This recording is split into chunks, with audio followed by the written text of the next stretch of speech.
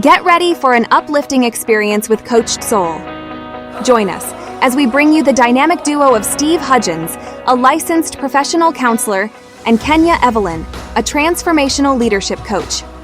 Together, they'll guide you through engaging episodes filled with valuable insights and actionable tips on mental health, relationships, self-care, emotional well-being, and personal growth.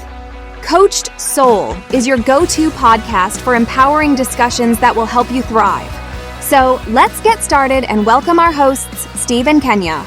All right, welcome back. And Kenya, like I said earlier, I got that 80s pop music going on my head, the lady in red. I mean, you just pop with that blonde hair of yours, and I am just, So happy to be here. yes. And like I shared, it's that lady in red that popped in my mind, and I call that a trigger.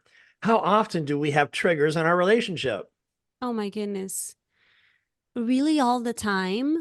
And yet, and I really am excited to go deeper into this, trigger can show up as an invitation to get sucked in or as an invitation to be aware that something is there.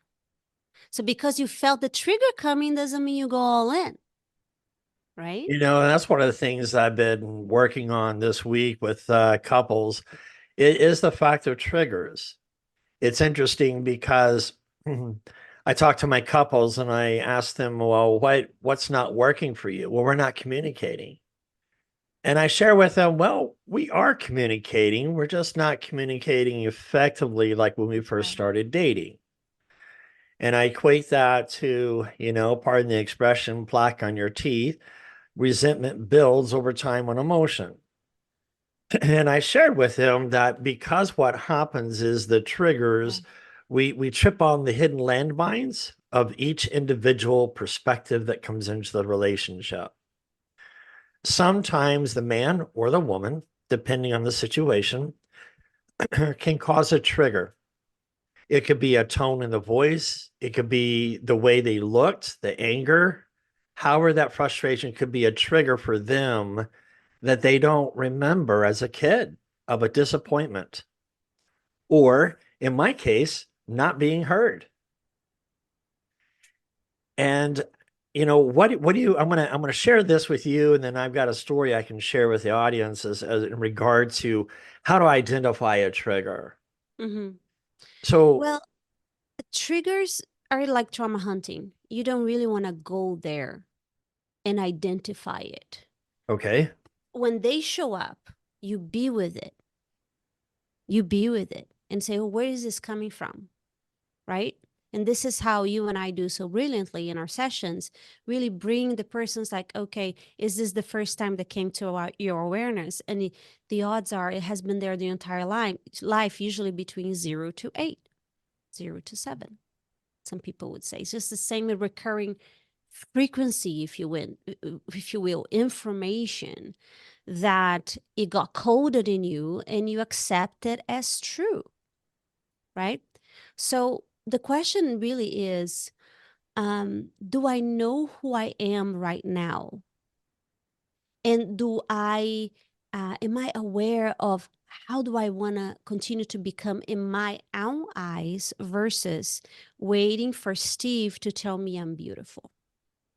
Like if I know that I am beautiful, even without any lip gloss or brushing my hair, if you say, gosh, you're ugly, it's not going to hit me because I know I'm beautiful. But if I had a childhood wound that I went to school and my hair was all messy and everybody, ugly, ugly, ugly, as soon as you say that, I'm back. Because I coded that I'm beautiful when somebody tells me that I am beautiful versus I'm feeling it for myself. And it's that consciousness awareness. We want to get into a faith-based series later on in our podcasting. Mm-hmm. One of the things that I'm referencing to this is the fact that when I read scripture, it talks about renewing your mind on a daily basis. Yes. And I equate that to we take showers. Well, most of us, I hope we take showers every day. And if you don't, please do. Be kind to those that are around you. But when I think about cleaning in the shower, we're removing the dirt from the flesh, the germs and the such. Well, we don't do that in our mind. And our mind gets filled with negativity, whether it's social media that says, hey, you're not a man unless you're built tough. You're not a woman unless you wear some hair color. It's that what you don't have comment that this is what you need to become.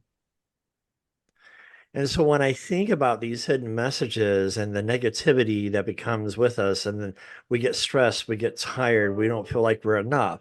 So it's interesting to see that having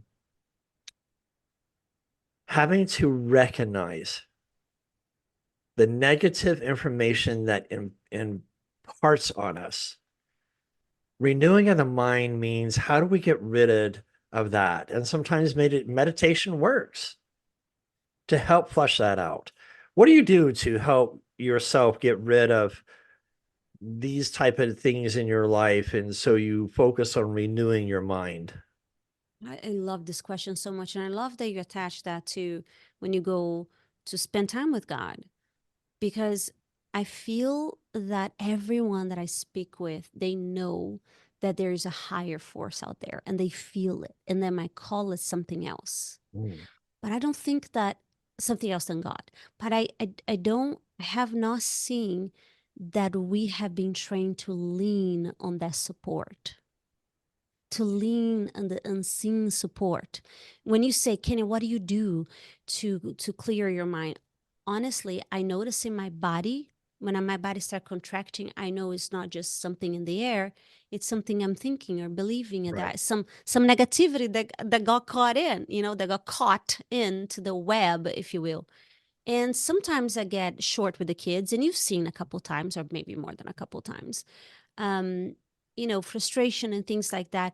And it's so easy to transfer to them because they didn't do the right thing. The truth is, if my container, if my body, if my spirit, if my mind is open, I can hold more. I can hold more. I can hold more energy. I can hold more information with all the colors: green, blue, bad, good. No, I don't want to hold bad information. It's not that I want, oh, give it to me. Just give me the energy. I'll hold you. No, but I will not. I can alchemize. I can transmute. And the way I do that is noticing and breathing and remembering that I'm not doing this by myself, but I am using my brain, my beautiful mind, and my heart, magnetic heart, to call it in what I want more of. I mean, we've talked about this right before we hit record. You said, well, I don't talk to myself, Kenny, or else I will be called crazy. I said, well, I guess I'm crazy because I talk to myself all the time.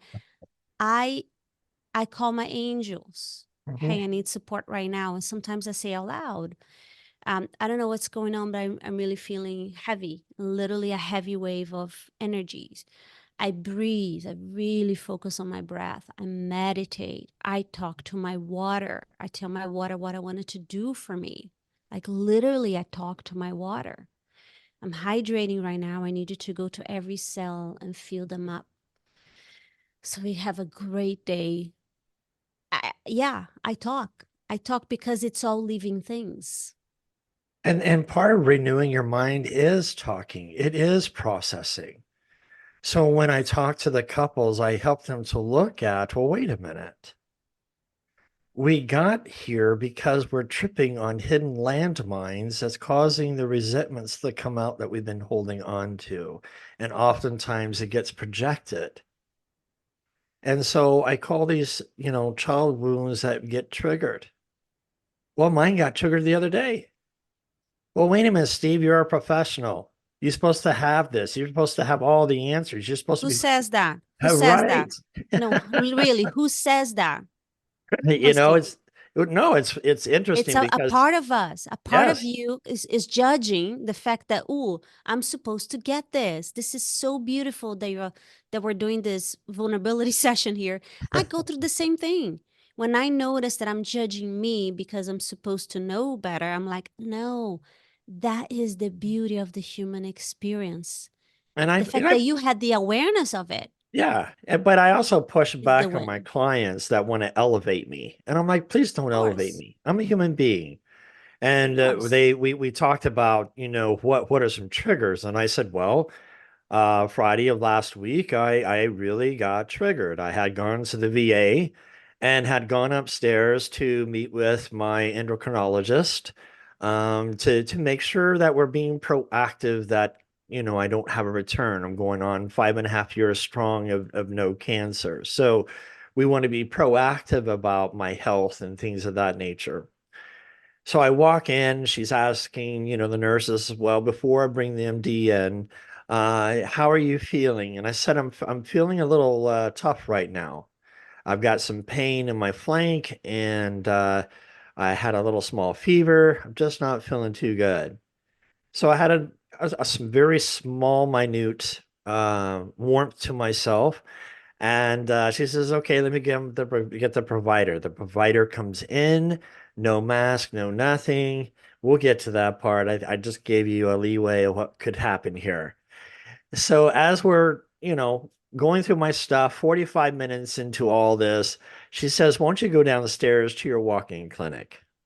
Talk to them, say that you want your blood drawn to make sure we're not getting a bacterial infection that almost killed you 2 years ago. So I said, sure, I'll do this. So I walk downstairs, unmasked in the VA, do a check-in. What are your symptoms? I told them, let me get the nurse. I go sit in the lobby and I wait 15 minutes. Unmasked nurse comes out. Hey, I know you. We started talking. What's your symptoms? I tell them. They go back. Another LPN comes out another 20 minutes later.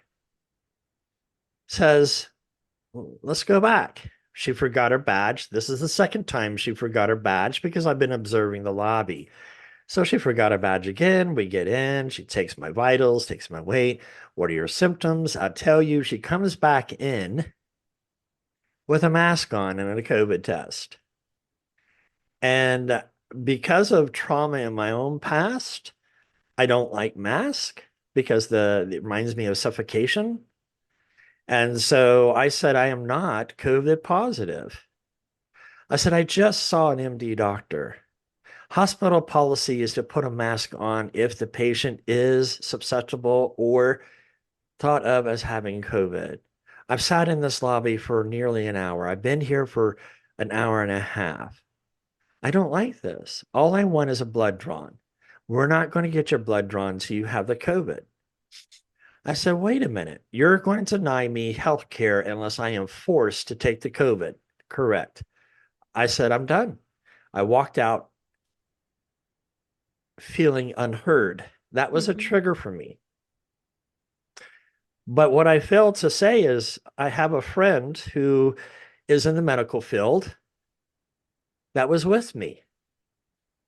And if that person thought I was COVID positive, they wouldn't be around me because they'd be working around other people in the hospital. Yeah, of course. So there's my witness.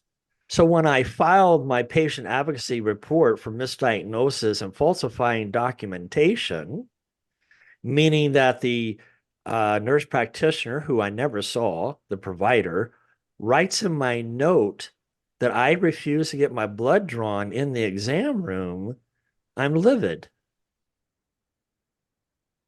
So my patient advocate in the VA didn't hear me either. So I called the senator, and I'm waiting for the senator to give me a call back to investigate the VA for improper handling of my health care. So there's two things going on here with me. The feeling of not being heard. And I said, Steve, I got to take a deep breath. Calm yourself down. Where's this stemming from? Oh my gosh. It's when I was a kid or a teenager trying to find my head on the side of the road somewhere because it got slapped off for back talking, right? Or you're a child, you'll be seen, not heard. Or I get smacked across the face because I'm back talking, but I'm just trying to explain. Or we don't want to hear it, go to your room. Those are some mother father wounds that I grew up on. And I had to remind myself I'm an adult. I'm not a child anymore. I can be heard. I just have to find the right avenues to be heard. And I've shared this with a couple of couples because they are having difficulty identifying their trigger points. But if I didn't identify this, Kenya, and I'm already agitated, let's say, because I didn't process this, and you say something to me, or I say something to you inadvertently, but you weren't hearing me because you were busy. I didn't know that. I didn't have your full attention. So no fault of your own. But if I say something and it's ignored, guess what it does to me? It reinforces. It reinforces that I'm not being heard, even though there was nothing that you did wrong. And that's what happens in our relationships sometimes, is that I would get butthurt more because Kenya wasn't listening to me. Now I'm letting that come out, my little inner child come out, and I'm throwing my tantrum against Kenya when Kenya was innocent. And this is how hurt people hurt people. 100%. What's coming up for me is leadership. Sure. What's coming up for me is I remember when I was, learning deep dive into leadership, and I had a friction, right, in my process of becoming a transformational coach. And one of the coaches there, she was like, Kenya, you're just like saying, oh, I don't feel seen, I don't feel heard, I don't feel seen, I don't feel seen. Which area in your life are you not seeing yourself? Which area in your life, where in your life are you not hearing the screaming of your soul, your desires, and now it's projected? Because let me tell you something. Yes, those are childhood wounds. And I say, it's not that they're always going to be there. I actually don't believe that they're always going to be there. Yes, it's contradictory. I know. Bear with me, I promise. It's because just like the cells in your body comes in and out, the frequency comes in and out. And I'm not saying you're going to forget, you're not going to have an amnesia, but you won't get triggered. Right. So you're still going to have the memories, but I do believe that over time, in our becoming, in our energetic shift into victim and blame, into powerful, creative, godly beings, into leaders, into, yes, I am here, and my legacy might be me and myself, or me and my child. It doesn't need to be, transforming the world. But when you see yourself, wow, oof, where in my life am I not being seen? And immediately I knew what it was.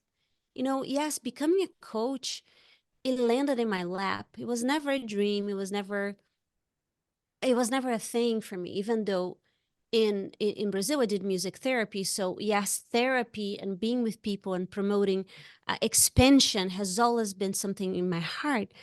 But it turns out that I'm really good with people's blind spots. It's a gift. I actually see like 3D shapes, and I can tell you where to go. If you want to listen. If you have a childhood wound of she's telling me what to do. Now I will never tell you what to do, because as a coach, we don't tell you what to do, right? We guide you to see your shadows. Right. So you can see for yourself. When you see for yourself, then you're at choice point. What do you want to create?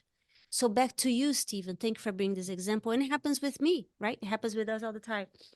Where in your life are you not being heard? Which parts of Steve have not come now forth that's screaming at you? Because what's manifested outside, it's happening inside, always. I appreciate that question, Kenya, because when I digested or went back to reprocess, it is a wound, but I'm more aware of the wound. And I think being aware is important. It's vital to who you are so that you are cognizant of not hurting another individual through that process. So for me, I do feel hurt because I also surround myself with people who are positive support systems, such as yourself, I would talk to. Yes, absolutely. And I know I'm being heard. But is that a It's part of you? Listen, is it a part of you? And let me talk to me. Let me sure. shift the attention to me. When this happened in leadership, and it was a deep thing, like I felt this heavy, like, oh my gosh, where in my area? It was music. Hmm. Wow, I am not hearing the screaming of my soul that you get to create both and. You get to create being a mother and being a coach and being a mentor and a music therapist or whatever titles, it doesn't matter. But you don't forget your voice. You've got to sing. You've got to be sing. You get to see yourself in that light of possibility. I was not seeing myself in the light of possibility. Therefore, I was denying something that my soul was screaming. Hey, you're telling the world that they need to hear you, they need to hear you, they need to see you, and you're not seeing this shadow over here screaming. Right. So when resentment comes in couples, and it's happening with a couple right now, yeah, they're holding on to things that happened 10 years ago, right? Every now and then shows up, every now and then shows up. And then, of course, in one of the sessions, like, I understand that that is something that happened within the relationship. Bear with me. Has this happened before, even before you met him? And 10 times out of 10 is yes.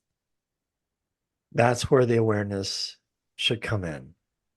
And when I think about being heard, I had to talk to my own self. And if I didn't listen to myself, then I'm not hearing myself. And so I'm re-triggering my own wound again. 100%.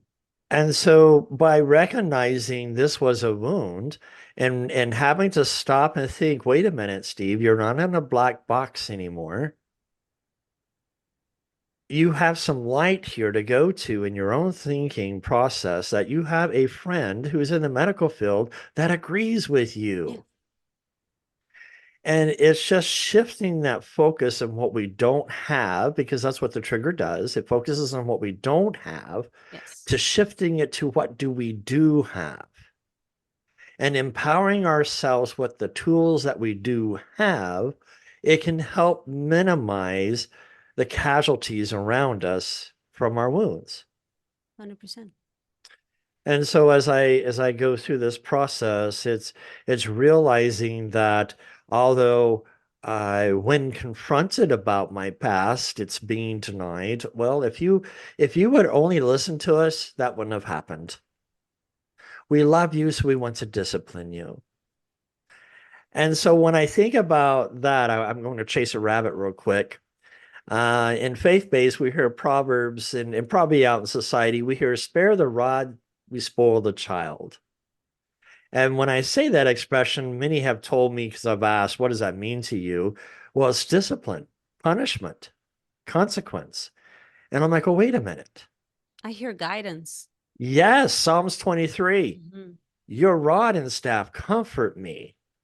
Well, the staff just, it has a hook, right? So it keeps It it rescues. keeps this safe. Yes. It keeps it together. Like, no, it's right here, honey. It's right here. And the other end of that staff is to poke, to defend, to hit whatever's going to attack.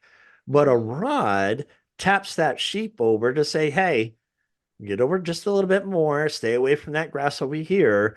There's danger. So to spare the rod and spoil the child is, if I withhold guidance and instruction to my child, they're going to be spoiled. And so when you apply that to your trigger inner child wound, if I don't apply guidance, let's say therapy, because many think that therapy is taboo, that therapy is a bunch of voodoo. It's not. It's not for those who are strong.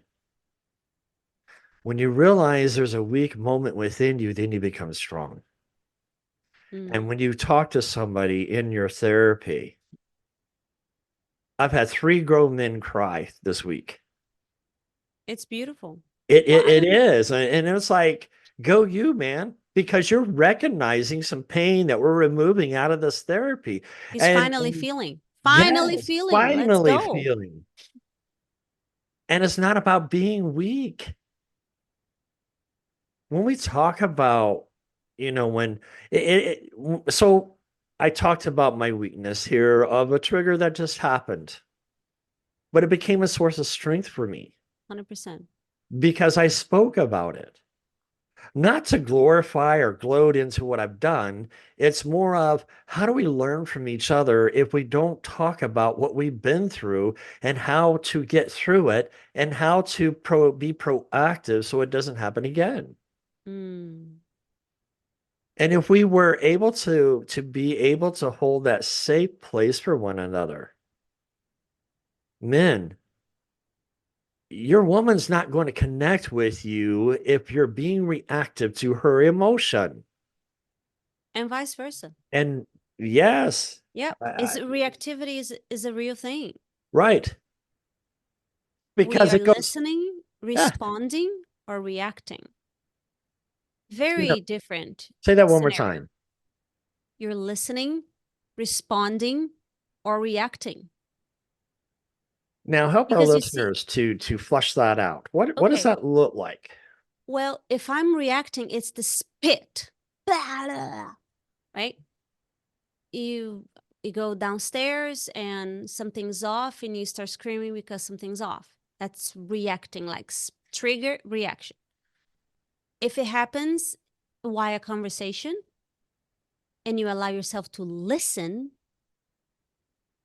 now you're training your brain to that. This is why I say, when you're talking to people that could be triggering, be drinking something, be munching something, because if you're you actually can react immediately. I mean, you can always react, but literally train yourself to listen, because maybe, just maybe, if you listen, now you can respond with clarity. Not listen to think like what's your defense words are going to be. It's not it. Listen to understand. It's very different. Most people just say, are you responding or reacting? It's like, no, there's 3.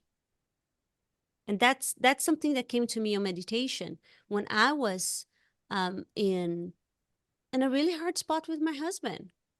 Like, I realized that actually I was responding without listening. I was responding like, "Ooh, I can't wait until it's my turn." So I had my water here. It's like, I'm like, can't wait until it's my turn because I'm gonna tell him some things. Versus listening, so I could understand and see where he's coming from. And can I just say this, like, guys, this could be our last podcast ever, if you get this. It won't be, but I'm just saying, everyone just wants to be loved and feel enough. So if you take a stand to offer that unconditional love to yourself, it will overflow to others immediately. Love is the answer, the key, the beginning and the end, the middle, the top, the bottom. It's love. It's not just, it became this frivolous word. I love my shoes. I love my water. Love is everything, every tool that I have, as whatever label you want to say, mentor, coach, music, voice, every tool that I have, every tool that we have, I'm there to say you too. It's tools that points back to love. And what a great way to be able to end this podcast in love, so to speak, right? Because it's about who we are and understanding. But if we're going to put the emphasis of listening to others, it is vital and crucial that we listen to ourselves first.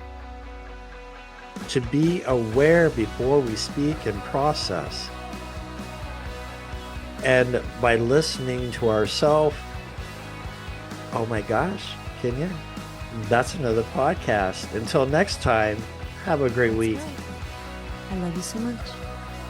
Thank you for joining us on this episode of Coached Soul, where we aim to empower and uplift you on your journey towards personal growth and well-being.